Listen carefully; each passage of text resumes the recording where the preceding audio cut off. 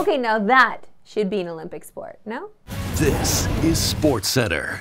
Hey, I'm Marissa Roberto, and we begin day 3 of the Olympics, where Canada earned more finishes on the podium. And of course, it was 17-year-old swimming sensation Summer McIntosh winning the gold medal in the 400-meter individual medley. The Toronto native wins her second medal of these Paris Olympic Games, having already earned a silver on day 1. A Canadian woman has now won a swimming gold in 3 consecutive Olympics, joining Maggie McNeil in 2020 and Penny Alexiak in 2016. Meanwhile, in judo, Chris Sadaguchi won gold in the women's 57-kilogram judo event. This is Canada's first ever Olympic gold medal in judo. Just like incredible. She won in sudden death too. My God, this is just lovely. A great way to start the day, you know? The medals kept coming for Canada. Nathan Zomber-Murray and Rylan Waynes won a bronze medal in 10-meter synchronized diving. So as it stands through 3 days, Canada's medal total is now 5. Canada's women had a dramatic win against France in soccer on Sunday, but due to their 6-point deduction for drone spying, they still sit in 3rd in Group A and need a win against Colombia to advance in the knockouts. However, Canada is seeking a reduction or cancellation of their points penalty, but will not seek an appeal on the coach suspensions. That decision is expected midday Wednesday. Meanwhile, in tennis, there were Canadians in action in Paris. Leylah Fernandez advanced to the 3rd round of women's singles, but Bianca Andreescu battled through injuries and was eliminated. Meanwhile, on the men's side, Novak Djokovic eliminated Rafael Nadal in what could be the last time we ever see him on clay. Meanwhile, in basketball, Canada unfortunately lost their opening game against France, so they'll face a virtual must-win game against Australia on Thursday, who were shocked by Nigeria. And it was an off day for the Canadian men, but after a big win against Greece on Saturday, they'll face Australia with the top spot in their group on the line. The TSN panel thinks the winner of this one will send a message to the rest of the field. Australia plays a unique brand of basketball, and obviously Canada has depth, they have size, they have shooting, and they have SGA.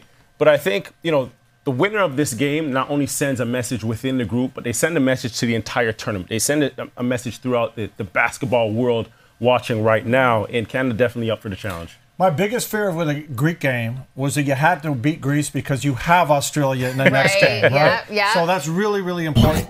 We turn now to the NFL, where 2 major dominoes fell in the quarterback market. Dolphins QB Tua Tagovailoa and Packers quarterback Jordan Love signed massive extensions with their teams on Friday. For Tua, the deal is the largest in Dolphins history, at just over $212 million for 4 years. And for Love, it's the largest contract per season in NFL history, coming in at a whopping $220 million over the next 4 seasons. The record-break extension is a bit of a gamble for the Packers, as Love has only been a full-time starter in the NFL for 1 year. It's worth noting his season last year got off to a rough start. Through Green Bay's first 7 games, Love threw almost as many INTs as touchdowns and had just a 2-5 record. That being said, Love turned things around in the second half of the season, nearly doubling his touchdowns and cutting his interceptions in half, all while leading the Packers to a surprising playoff run. And is history repeating itself? In 2008, they went through something very similar with QB Aaron Rodgers. Just like Love, Rodgers sat on the bench for the first 3 years of his career, learning behind an all-time great QB, Brett Favre. And again, like Love in his first season starting, Rodgers had a lot of ups and downs.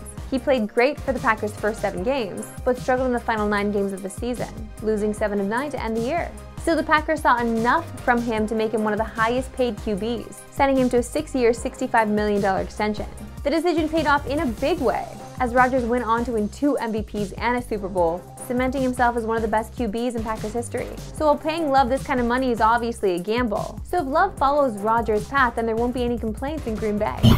Time now for my favorite segment and yours, Why We Love Sports Today. Why we love sports today. There are so many great sports out there that aren't in the mainstream, that we don't see a ton of, but they're so impressive. Like table tennis. Check out this rally from the WTT.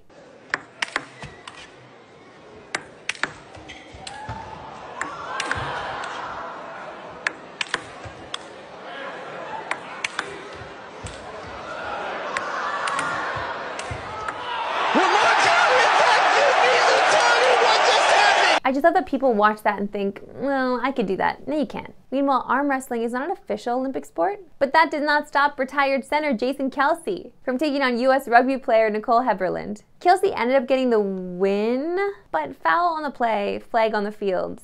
There was some cheating.